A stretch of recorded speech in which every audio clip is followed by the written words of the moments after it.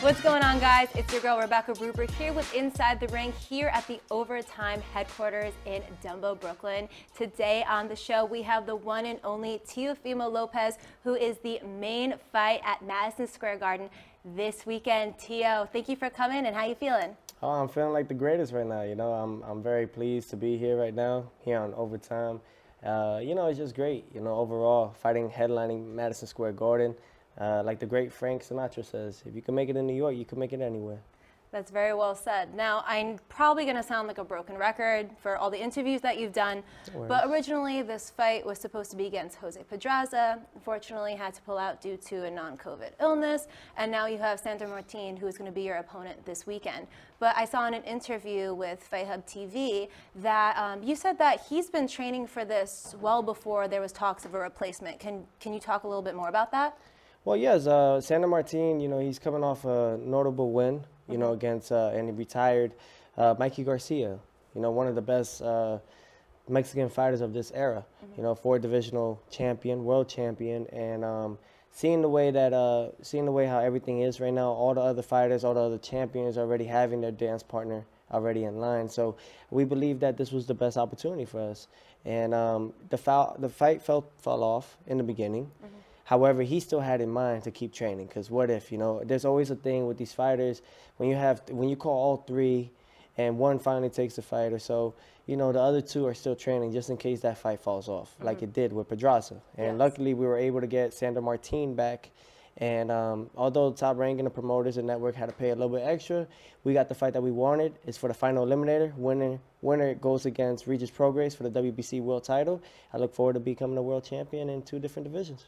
Well, speaking of Regis, I see that there have been some words exchanged via social media. He's been mentioning you quite a lot on social media. What are your thoughts on Regis as a fighter and personally? Prograis, he comes from the slums, right? So he knows that he has to go out there and fight. He has that in him. However, it's not just about how strong you are, how much you went through in life. It's more than that. It's about how well you are up here. I don't believe that anyone can beat me, only me. And I think I showed that and expressed that last year. However, now it's all about just capitalizing from that, taking that negativity, turning it into a positivity, and just beating everybody they put in front of me. Regis Progetto is a good fight for me. I look forward to facing him in the near future, and we see what we could do. Well, I want to talk about your fight coming up this weekend, because I think that Sandor Martin is definitely not someone that fight fans should overlook. No, not at all. So can you tell me a little bit about his style and the good qualities of him as a fighter, and how you're looking to overtake that fighter this Saturday night? Well, my whole thing is really, whoever they put in front of us, we have to beat them. And every fight from this point forward, each fight means more than the other one, than the last. The reason why is because of the magnitude of it, what carries it, what's around it, if you really take a step back, especially if you're in my shoes, you have to understand there's a lot more, not at risk, there's a lot more great power, because I hold a lot of great responsibility. So it's like, how do I do this in another way? The only way I could really show out and do it, I can no longer act. Now it's we must do, in order for everyone else to believe. So Sandor Martin, he's a well-rounded fighter. He has 40 wins under his belt, 2 losses. Not a big puncher, but he's a boxer. A lot of people want to see, what can I do? What can I emulate? Can I defeat a boxer from outside the ring? But I think anybody that knows boxing should know I'm just a lot different from the group. Now, what did you focus on this fight camp going into this fight? Did you have to change up what you were focusing on once you found out about your replacement, or did you just keep with the game plan you originally started with? We always keep the same momentum, keep the same game plan. We don't really have a game plan. How can I say? It's more so we just trying to perfect our craft. That's why I love my father. He's a perfectionist when it comes to seeing me. He's not my worst critic. He just gives me constructive criticism. And that's the main thing that I need in my career from this point forward, moving forward. So we learned actually a lot more, and even my own coach surprised himself with the stuff that he also wanted me to do in sparring and in the gym. And we've been at a great pace now. Now this is the second time I'm fighting in just 1 year alone. The last time I had that was back in 2019. We got to think about that. I'm 25 now. I'm still young, so I should stay active. Yeah. People were holding me back after I beat Lomachenko. holding me like if I was some dog. I ain't no dog, I'm a sheepdog, if anything. So I'm all about just pushing that forward now. I love the rhythm. I love the consistency that I'm feeling. And we have a great support team along as well with Teofimo. Well, I'm glad you brought up Lomachenko, because one of the things that I've done is break down fights. And one of the fights I've broken down was you versus Lomachenko. And one of the things that I noted was your eye contact. And it seems like you're someone that likes to read body language, all about what's in the eyes. And that's something that I saw with your face-off against Sandor Martin at the Edge during your face-off on Tuesday. When you were in that face-off with Martin, what could you tell from the eye contact that you guys both held?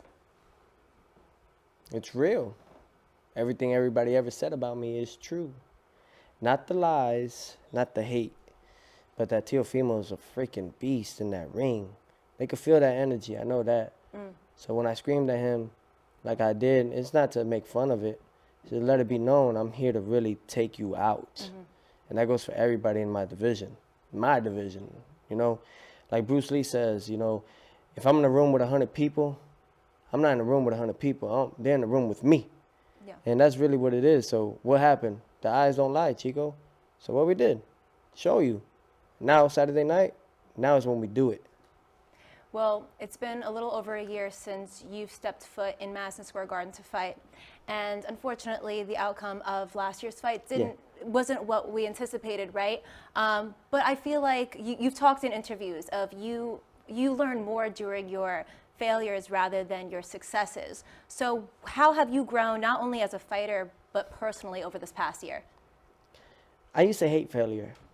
I mean, ask my father. He's my coach. Every time I lost, I literally would run away. Like, as a kid, I would run away, and he would have to call the cops to look for me for hours. Put my father through a lot of mess. Kid you not.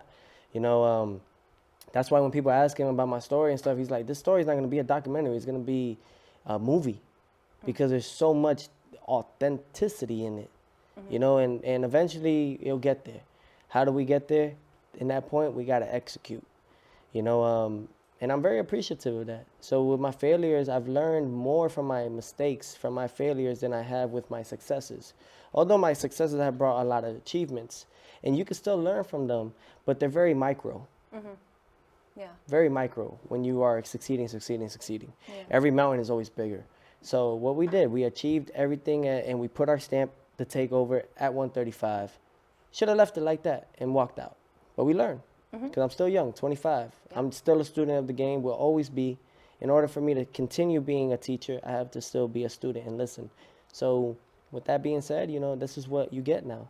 This is what everyone's getting now. Because not only did I learn, but now it's also teaching everyone else it's okay to fail. Because you only really truly fail when you quit. That's when you really fail. Yeah. When you say, no mas, and I can't do this no more. That's when you know, like, okay, that sucks. But look, all the greats that we've seen, Jordan, Kobe, Bron, every Tiger Woods, every great, every legend that we know of, Serena Williams, the list could go on and on. They all have failed, but they didn't. They all missed game-winning shots. But what they did, they went back after the game because that eats you inside. Yeah. And they practiced more. They practiced more on the shot. They probably played it over 3, 2, 1. So all those things is what we're implementing even more so. So I'm actually grateful to have this happen. What's the message that you're trying to send home to Madison Square Garden on Saturday night?